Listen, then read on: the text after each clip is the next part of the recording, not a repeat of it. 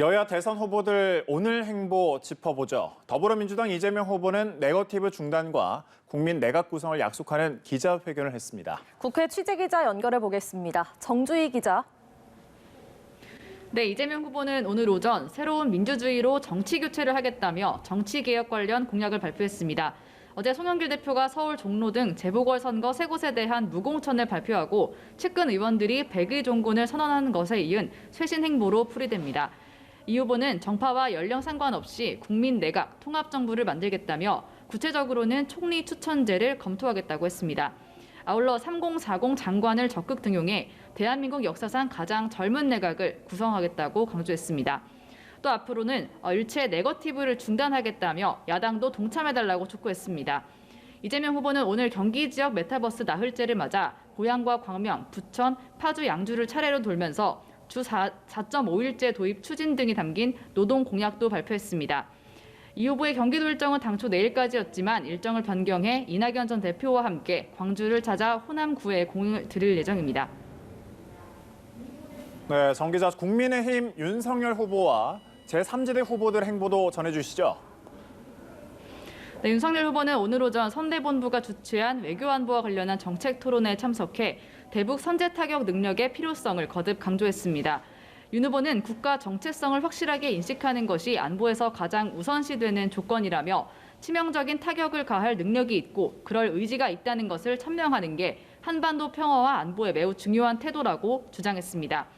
윤 후보는 오후 2시 국회의원과 원외 당협위원장들이 총집결한 필승 결의대회에 참석했습니다.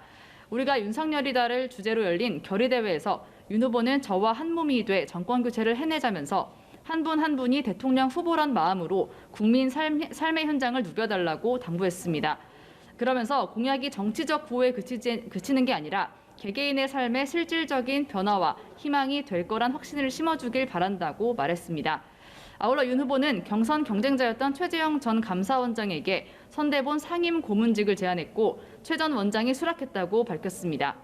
국민의당 안철수 후보는 오전에 지역 선대위원장들과 대선 필승 결의대회를 열었고 오후에는 반기문 전 유엔 사무총장을 만났습니다. 정의당 심상정 후보는 새벽 4시 쿠팡 인천 물류센터를 찾아 밤샘 노동자들과 간담회를 가졌습니다. 네, 한편 안철수 후보가 양당만의 TV 토론 추진에 반발해서 방송금지 가처분 신청을 냈었는데 법원에서 받아들여졌다고요?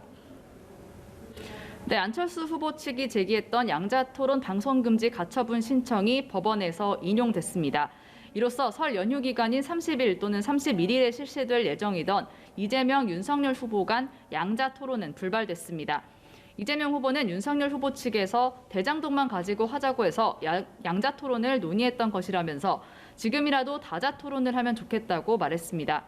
윤석열 후보는 국민들이 다 함께 보실 수 있는 시간대에 토론하길 기대했는데 많이 아쉽다면서도 사자토론도 상관없다고 했습니다.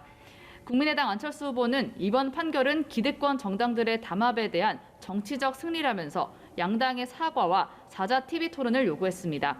정의당 배진교 원내대표는 환영의 뜻을 표한다면서 다자토론으로 즉각 전환하자고 주장했습니다. 토론을 주관하는 지상파 3사는 법원 결정 이후 오는 31일 또는 다음 달 3일 사자토론을 여는 방안을 여야 4당에 제안했습니다.